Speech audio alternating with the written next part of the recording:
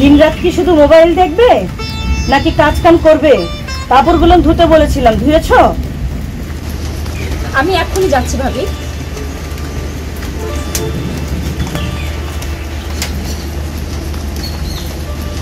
যত সব কামচোর, না বললে একটা কাজও করবে না।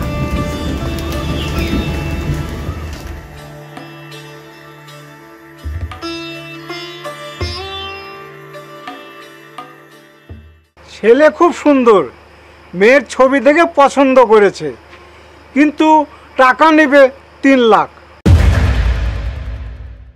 3 লাখ? কিন্তু দেনমোহরের তো টাকা পেয়েছি মাত্র 2 লাখ। বিয়েতে আরো অনেক খরচ আছে, এত টাকা আমরা কোথায় পাবো? ভেবে দেখেন, তালাকি মেয়ে কেউ বিয়ে করতে চায় না, এ সুযোগ হারাবেন না। কিসের সুযোগ ঘটক সাহেব? কিসের এত সুযোগ দিচ্ছেন? ঘটক সাহেব তোমার বোনের বিয়ে নিয়ে এসেছে, কিন্তু যৌতুক লাগবে 3 লাখ। যৌতুক? না না, আমার বোনের বিয়ে যৌতুক দিয়ে হবে না। আমার বোন কি কানাখোড়া?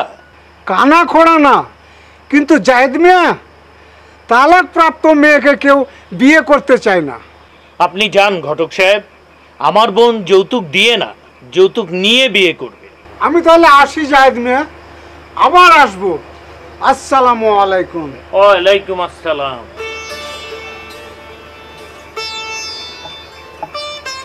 আমার মেয়ের তাহলে বিয়ে হবে না? বিয়ে হবে না কেন মা? দেখো না, আমি 1 সপ্তাহের মধ্যে আমার বোনের বিয়ে দিয়েই ছাড়বো। আমি বিয়ে করব না ভাইয়া, তোমরা এত উতলা হও না। বিয়ে করবে না তো সারা জীবন ভাইয়ের সংসারে বোঝা হয়ে থাকবে? বোঝা হয়ে থাকবো কেন? আমি আমার ব্যবস্থা করে নিব। কি ব্যবস্থা করবে শুনি? বৌমা, এভাবে বলছো কেন? আমি তো এখনো বেঁচে আছি। তোমরা থামো তো, এত চিন্তা করা লাগবে না, যা করার আমিই করব। রাখি, আসো তো।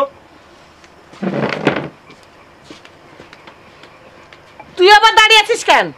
কলপারে গিয়ে কাপড়গুলো কেচে দে, যা।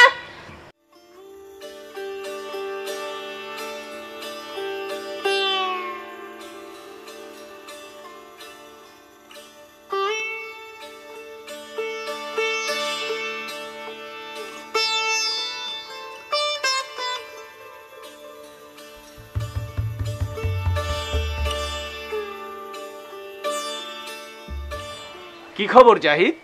বোন কি রাজি হলো? হবে ব্যাপারী সাহেব, না হয়ে যাবে কোথায়? ব্যাপারী সাহেব, আমার 10,000 টাকা খুব দরকার ছিল। ঠিক আছে,